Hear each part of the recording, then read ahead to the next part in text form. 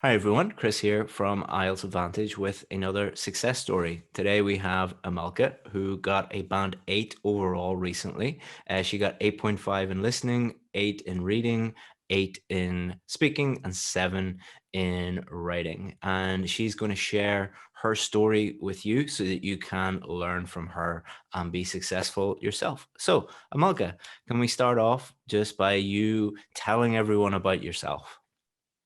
Yeah, so I'm Amalka and I'm originally from Sri Lanka and I migrated to Canada last year. So I'm a like a I was functioning as a doctor back home in Sri Lanka. So currently I'm in the medical obtaining full medical licensing in Canada. Yeah. Excellent. And can you tell people a little bit about your IELTS journey? So, how long were you preparing for the test? How many times did you do the test? What scores were you getting? That type of thing. Yeah, so my IELTS journey began when I actually needed my PR to come here.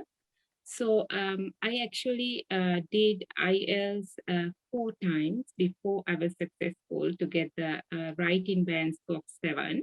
All the other scores I was able to get, but I was always struggling with my writing at 6.5 and sometimes 6.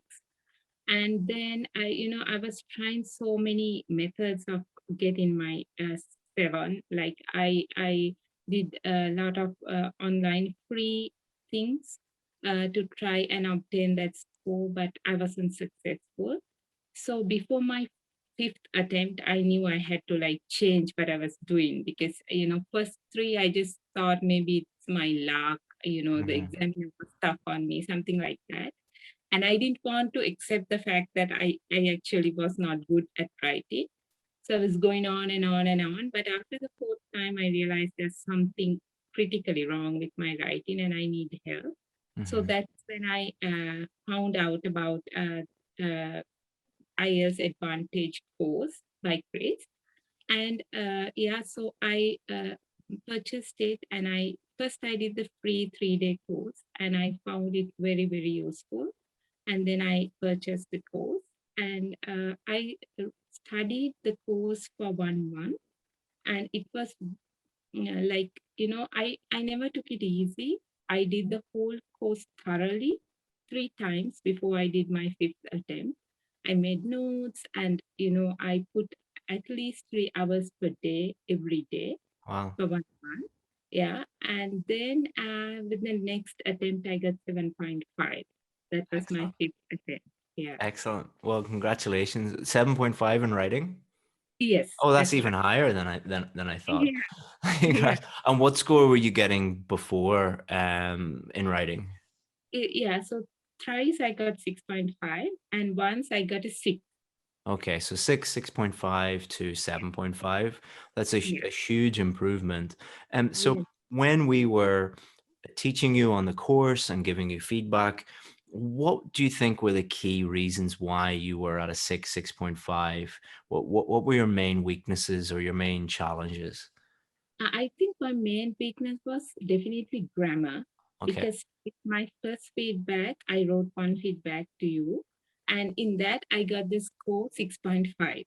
So, and then I got my feedback where you pointed out so many mistakes with my usage of grammar, particularly with article use. Mhm. So that's something I figured out with my first review. And then actually I went on to purchase your grammar course also, which is also very, very good. I would recommend that to everyone. And I did it also uh, I took everything very seriously and I did the grammar course also like making notes. And yeah, so I think mainly I was struggling in grammar. Excellent. And did you appreciate that when we told you that grammar doesn't just affect your grammar score, it would affect other parts of your essay as well? Because often that is why people get stuck at a 6.5. It's not just their grammar, but that can affect their vocabulary, but it can also affect their coherence and cohesion as well. So if you understand that grammar is your weakness, then you can move up and improve your whole essay by making it, more clear, more cohesive, on all of those things. Yes, yes. Yeah, I found that, like, after I improved on my grammar, I definitely got a better flow to my writing. Hmm. And also, like, so what you pointed out in my writing is because I was like very bad in article use of my articles. Like I had about like 15 to 20 errors in my essay just by using the articles in a wrong way. So it Hmm. was very easy for me once I identified that error to correct it, and with practice, of course. And then I found, like, the later on when I send essays to you, I actually once I got an 8 from you as well. Wow. So yeah, so it really made the whole thing better. Yeah, and it's kind of like you work in the medical profession. It's kind of like going to the doctor and the doctor telling you, okay, you've got a small problem, but you really need to fix that small problem because it's affecting the whole system. So for you, your small problem was articles, but there's an article in every sentence in your essay. So if you have that small problem, that leads to you getting a low grammar score, but it can also affect other parts of your essay as well. So I think that's the benefit of understanding what your weaknesses are, because it could be a small problem, but if you don't know what that is, then it can cause you huge issues. Would you agree with that? Yes, yes, exactly. I think you're like really, you're 100% correct on that. Yes. Excellent.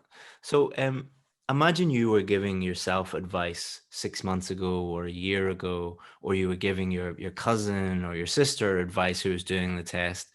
What advice would you give them now that you have gone through this process and you've really improved everything?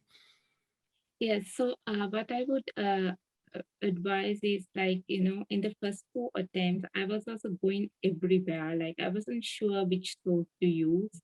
And I was like going through all the, like the famous people who teach IELTS. Yeah, So what I found was, the advice is contradictory to each yeah, other.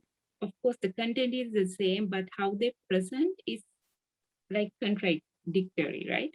So when you go from person to person, you find yourself lost. yeah. You actually don't know what to do. So what I advise is stick to one person. Like that's what I did. So when I purchased Chris's course, I forgot everything that I've learned in my four attempts because I knew it wasn't working for me. Hmm. So I stick uh, only to IELTS Advantage course. And I could remember, like, say for the, you have a module for introduction. So in that module, I would like take all the notes and like, there's a like a example of how to write the introduction. So I would copy it also in my book so that I get the hang of it. Hmm. So I think the best way to go is like stick to one person that you're 100% confident in, and apply whatever he's teaching to you. And also, another advice I would like to give is, people try to make things very complicated, right? I've heard, like, you need to write these 7 types of sentences in a essay, which is, yeah, which is, I think it's going to like definitely affect your flow. Mm. And you are going to think about those types of questions and, like, sentences and try to insert them in an essay, then you're gonna like lose a lot of marks because your flow is going to be terrible. So I think that is not good advice. So I think to make, if you present yourself in a simple, correct manner, then definitely you can get the score that you desire.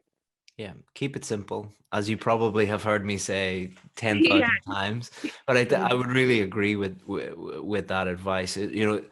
There's like, let's say 50% of the teachers online are really good teachers, but the problem is that they often contradict Yeah. each other, and that can be, I have been in this position before where I was sick and I went to three different doctors and all three said something completely different, and I was like, what do I do? you know um but the other 50% are maybe don't know what they're doing that much. And when someone is teaching something that they don't really understand, they often make things more complicated. Because if you really understand something, you understand that it's very simple. So I think that is where a lot of the confusion comes from, where the student is just like, I'm so confused. Because if your thinking is confused, then your writing will be confused, because your writing is a product of your thinking. So, but if you keep everything very clear and organized in here, then everything will be very organized and clear on the paper as well. So that's great advice. So yeah, keep it simple and find someone that you trust, and then understand your weaknesses, because you probably, just like Amalka, you probably have one or two really small things that need to be fixed. But until a real professional points those out, you won't really know what's going on. So that is Yeah. really great advice, Amalka, and that's what I would say to students as well. So that's Mhm. great advice. Thanks. Thank you Yeah. so much, Amalka, and I wish you the best of luck in your new country. I hope you have a great future there, and if you need anything in the future, feel free to reach out to us. Thank you so much. Thank you very much. Hey, Chris here again. Hopefully you enjoyed that success story video. That student was part of our IELTS VIP course. And on that course, we show students exactly where they're going wrong and exactly what to do to get the score that they need. And we give them all the help and support that they need in order to get a 7, 8, or even 9 in their IELTS test. Now, we only work with a really, really small number of students. Because of the level of help and feedback and support that we give students, we can only work with a very, very small number of them. But we also have more success stories than any other online or offline course in the world, which has created a huge amount of demand for our course. So we're the only course in the world, I believe, that has a very, very, very long waiting list. If you want to join that waiting list, all you have to do is just click here and you'll be able to add your name, add your email address, and then when one of our students becomes successful and leaves the course, the next position can be for you. Hopefully see you in there. Bye-bye.